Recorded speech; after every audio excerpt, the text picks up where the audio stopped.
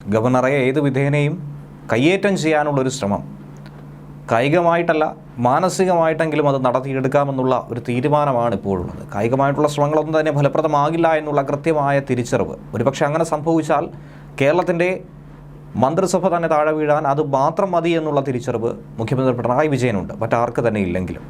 അതുകൊണ്ടാണ് SFIയുടെ പ്രതിഷേധം ഉണ്ടാകുമ്പോഴും പോലീസിനെ ഇറക്കിയപ്പോൾ അറസ്റ്റ് ചെയ്ത് മാറ്റേണ്ട ഒരു സാഹചര്യം പോലും മുഖ്യമന്ത്രിക്ക് ഉണ്ടാകുന്നത്. SFI കൈവിട്ടു പോയാൽ പ്രതിഷേധം ഇരമ്പി കൂടുതൽ രക്തം തിളച്ചു കഴിഞ്ഞാൽ കേരളത്തിൻ്റെ ഭരണത്തെ തന്നെ അത് പ്രതിസന്ധിയിലാക്കുമെന്നുള്ള തിരിച്ചറിവ് മുഖ്യനുണ്ട്. അപ്പോഴാണ് നയപ്രഖ്യാപന പ്രസംഗത്തെക്കുറിച്ചുള്ള ചർച്ചകൾ കൊടുമ്പിരി കൊണ്ടിരിക്കുന്നത്. സർക്കാരുമായിട്ടുള്ള കടുത്ത പോര് നടക്കുന്നുവെങ്കിലും നയപ്രഖ്യാപന പ്രസംഗം വായിക്കുമെന്നുള്ള കാര്യം ഗവർണർ ആരിഫ് മുഹമ്മദ് ഖാൻ ഇപ്പോൾ വ്യക്തമാക്കിയിരിക്കുകയാണ്. സംസ്ഥാനത്ത് തനിക്ക് നിക്ഷിപ്തമായിട്ടുള്ള ഭരണഘടനയുമായി ബന്ധപ്പെട്ട എല്ലാ ബാധ്യതകളും ഗവർണർ എന്ന നിലയിൽ താൻ നിറവേറ്റും. ബജറ്റിന് മുന്നോടിയായിട്ടുള്ള നയപ്രഖ്യാപനം വായിച്ച് തൻ്റെ കർത്തവ്യം നിർവഹിക്കുമെന്നാണ് അദ്ദേഹം മാധ്യമങ്ങളോട് പറഞ്ഞിരിക്കുന്നത്. ചട്ടവിരുദ്ധ നിയമനം നടത്തിയതിൽ സർക്കാരും ഗവർണറും തമ്മിൽ വലിയ വാക്കുതർക്കങ്ങൾ നിലനിന്നിരുന്നു. സർക്കാർ ഗവർണർ ഏറ്റുമുട്ടലിനിടയിൽ നയപ്രഖ്യാപന പ്രസംഗത്തിൽ എന്ത് സംഭവിക്കുമെന്നുള്ള ഒരാകാംക്ഷ ഇപ്പോഴും നിലനിന്നിട്ടുണ്ടായിരുന്നു. അതിലാണ് ഇപ്പോൾ ഗവർണർ പ്രതികരണം നടത്തിയതും സംശയങ്ങൾ നീങ്ങിയിരിക്കുന്നതും. പക്ഷേ പൂർണ്ണമായും സംശയങ്ങൾ നീങ്ങിയിട്ടില്ല എന്നുള്ളതാണ് യാഥാർത്ഥ്യം.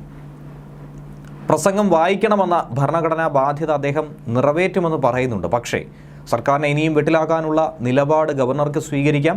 രാജ്ഭവൻ്റെ ഭാഗത്തു നിന്നും അങ്ങനെ ഒരു നീക്കം ഉണ്ടാകാം. ഇനിയും അതിനുള്ള സാധ്യതകൾ വളരെ വലുതാണ്. ഒരു പക്ഷേ നയപ്രഖ്യാപന പ്രസംഗം മുഴുവനായി ഗവർണർക്ക് വായിക്കാതിരിക്കാം. നയപ്രഖ്യാപനത്തിലെ കേന്ദ്രത്തിനെതിരായ വിമർശനങ്ങൾ ഗവർണർക്ക് വേണമെങ്കിൽ ഒഴിവാക്കാം. പ്രസംഗത്തിൻ്റെ കരടിൽ വിശദീകരണം തേടാനുള്ള ഒരു സാധ്യത രാജ്ഭവൻ്റെ ഭാഗത്തു നിന്നും നിലനിൽക്കുന്നുണ്ട്. ഇങ്ങനെയുള്ള സാധ്യതകളൊക്കെ തന്നെ ഗവർണർക്ക് തുറപ്പിച്ചിട്ടാണ്. അത് ഗവർണർ ഉപയോഗപ്പെടുത്തുമോ ഇല്ലയോ എന്നുള്ള കാര്യത്തിൽ മാത്രമേ ഇനിയൊരു വ്യക്തത വരാനുള്ളൂ. ജനാധിപത്യത്തിൽ പ്രതിഷേധിക്കാനുള്ള അവകാശം എല്ലാവർക്കും ഉണ്ടെന്ന് ഗവർണർ പറയുന്നുണ്ട്. പ്രതിഷേധത്തെ തുടർന്ന് പോലീസ് റൂട്ട് മാറ്റുന്ന ഒന്നും തന്നെ വിഷയമല്ല.